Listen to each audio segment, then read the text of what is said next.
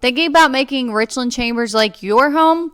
Whether you're looking for a peaceful getaway or a full-time lakeside lifestyle, you probably have questions, especially about the water levels here, flooding, and where to find the best properties. So today I'm breaking it all down so you know exactly what to expect when living on Richland Chambers Lake. Let's dive in. First things first, how stable is the water levels here at Richland Chambers Lake? Unlike some Texas lakes, Richland Chambers isn't a constant level lake. It naturally fluctuates with North Texas's weather patterns and typically rising in the late winter and spring and dropping in the drier months of summer. And on average, the water level changes about around 3.5 feet per year.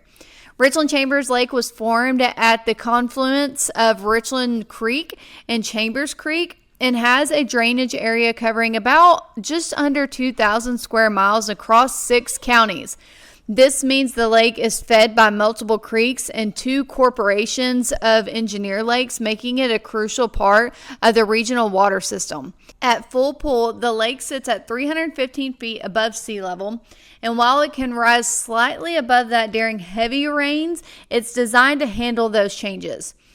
So does Richland Chambers Lake flood? The short answer is no, not in the way you might think. The lake has never exceeded its flood stage of 320 feet, and even during heavy rains of 2015, it only went 2.42 feet above the full pool. The Tarrant Regional Water District enforces a flood easement at 320 feet, meaning structures must be built above that elevation.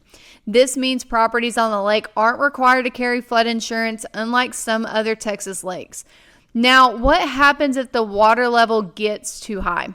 Richland Chambers has a 8-mile-long dam with 960-foot spillway that holds 24 gates to release water safely into the Trinity River.